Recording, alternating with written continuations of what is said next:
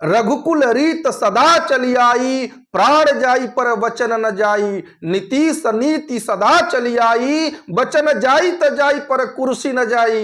एक बार फिर से बिहार के माननीय मुख्यमंत्री श्री नीतीश कुमार जी 9वीं बार मुख्यमंत्री के शपथ लेवे के तैयारी कर लेले बानी। इतना जल्दी जल्दी तो सांपो अपन केचुल ना बदले लसन, जितना जल्दी जल्दी नीतीश कुमार जी अपन पाला बदल नहीं ना। तो आज के वीडियो में हमने की चर्चा कल जाई कि हमने की घटनाक्रम से का सीख ले सकतन जा। देखी इ नेतन के ना कोनो धर्म बा, ना कोनो चरित्र, ना कोनो ईमान बा। इ लोग के बस एक ही मकसद बा, कसहू कुर्सी से चिपक के रहे के बा। और इस सब के चक्कर में जनता पिसा रहल बाड़ी। अभी 2-4 दिन से रुआ अखबार पढ़ी चाहे टीवी खोली, सब जगह बस ये सब छावल बाटे। नीतीश कुमार जी लालू के छोड़ के बीजेपी में जाए वाला बानी। हाँ, लालू जी जीतन राम मांझी के मनावे गई बानी। यह सब चल रहा बाटे और इस सब में हमने के अपन बहुमूल्य समय बर्बाद कर रहा बन जाए। इन नेता लोग के जनता के कल्याण से कोनो मतलब नहीं है और यह नेता लोग भगवान श्री राम पे गलत बयानबाजी करेलन। नीतीश सरकार के ही भूतपूर्व शिक्षा मंत्री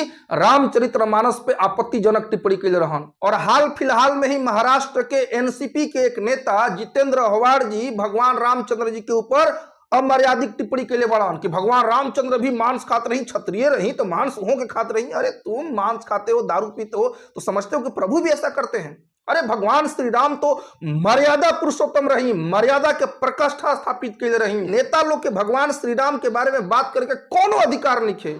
प्रभु श्री राम तो अपन पिता के वचन के मर्यादा रखे खातिर राजगद्दी, अयोध्या के राजगद्दी छोड़ करके अपन धर्म पत्नी माता सीता और भाई लक्ष्मण के साथ 14 वर्ष तक वनवास में रही।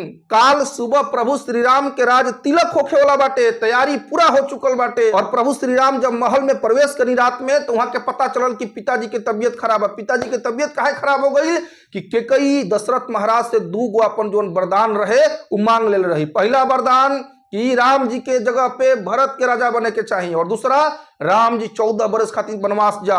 जैसे ही वचन सुननी केकई के मुंह से महाराज दशरथ तुरंत बेहोश हो गनी, वहीं पे गिर के रोए लगनी, गिड़गिड़ाए लगनी। माता केकई के आगे हाथ जोड़ के विनम्र निवेदन करे लगनी कि भरत के राजा बनावे में हमारा कोनो दिक्कत नहीं है, जैसे हमारा राम बेटा वैसे भरत, लेकिन तू राम के वनवास जाए वाला वचन वापस ले लो।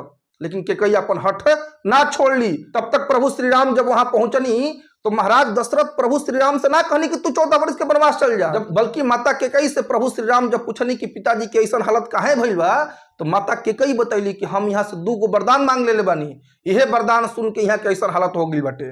प्रभु श्री राम अपन पिता के वचन के मर्यादा रखे खातिर 14 वर्ष तक वनवास में रही। महाराज दशरथ कहत रही कि तू विद्रोह कर दो, लक्ष्मण जी भी कहनी कि भैया विद्रोह कर दो, लेकिन राम जी ऐसा ना कहनी।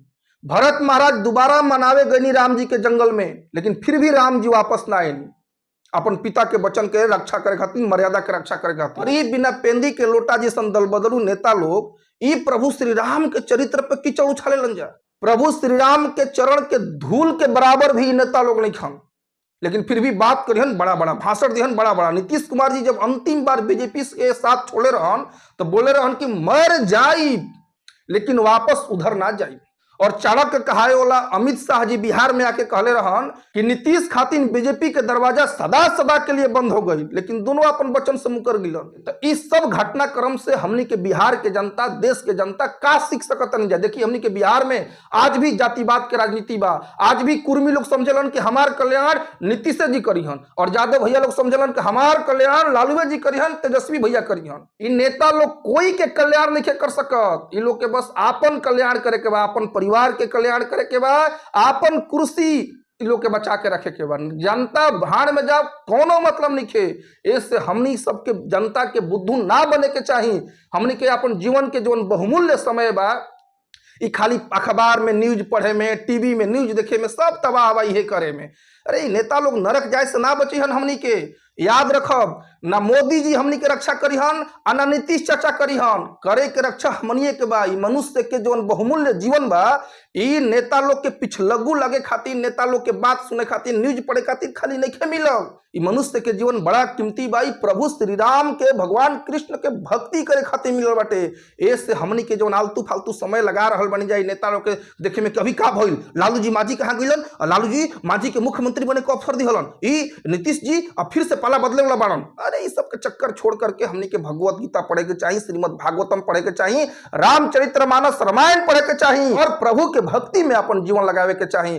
प्रभु के शरण ग्रहण कल तभी हमनी के वास्तव में रक्षा हो पाई। देखी भगवान कृष्ण भी अपन वचन तोड़ले रही, लेकिन अपन कुर्सी बचावे खातिर ना। अरे वहां के तो कंस के मार के मथुरा के राज सिंहासन अपना नाना उग्रसेन के सौंप दिहनी। आजकल के राजनेता लोग सौंपिहन जा अपन राज सिंहासन, ना हम ही मुख्यमंत्री बनब। जब महाभारत के युद्ध शुरू होने रहे तो भगवान श्री कृष्ण वचन दिले रही कि वहां के युद्ध भूमि में अस्त्र ना उठाए, लेकिन जब भीष्म पितामह अर्जुन के बाणों से ढक दिहनी, अब लागल कि अर्जुन तो गईलन, तो भगवान श्री कृष्ण रथ से कूद के और टूटल रथ के पहिया उठा के भीष्म पितामह के मारे खातिर दौड़ गनी। अपन भक्त के रक्षा करे खातिर भगवान श्री कृष्ण अपन वचन तोड़ दिहनी। लेकिन ये नेता लोग अपन कुर्सी के रक्षा करे खातिर जनता के चक्की में पीस दिहन, कोनो मतलब नहीं खेलो के। ऐसे हमनी के इन सब नेता के चक्कर छोड़ के भगवान के शरण ग्रहण करे के चाहिए। ये नेता लोग हमनी के जाति के नाम पे, धर्म के नाम पे बांट के आपस में सब लड़वा के अपन वोट बैंक की राजनीति करे में लागल बड़न। इससे इन्हीं के झांसा में ना आवे के चाहिए। जो ना के हम नहीं कहते कि केकरा के रुआ वोट देही, केकरा के रुआ वोट दे कोई दे ही, लेकिन इस सब के चक्कर में अपन जो बहुमूल्य समय बा मनुष्य जीवन के उ बर्बाद ना करे के चाहिए। पूरी घटनाक्रम पे रुआ सब का सोचता नहीं जा रहा, सब के मन में का विचार चल रहा बा, वो अपन विचार रुआ सब कमेंट में लिख सकता नहीं जा। नहीं तो कम से कम कमेंट में जय श्री राम या हरे कृष्ण तो जरूर लिखिन जा। रुआ सब का वीडियो अच्छा लगा होगी तो चैनल के सब्सक्राइब करके घंटी दबा के ऑल वाला ऑप्शन सिलेक्ट कर लीजिए। कहा कि इस चैनल के माध्यम से सनातन धर्म के संदेश के, भगवत गीता, रामचरितमानस, रामायण के संदेश के बिल्कुल आसान भाषा में, आपन भोजपुरी भाषा में बतावल जाए। ये वीडियो को लाइक करें जा और ज्यादा से ज्यादा लोगों के पास शेयर करें जा। जल्द मिले जी हमनी के नेक्स्ट वीडियो में, और नेक्स्ट वीडियो प्रभु श्री राम के ऊपर समर्पित रही। तब तक के लिए जय श्री राम, हरे कृष्णा, हरि।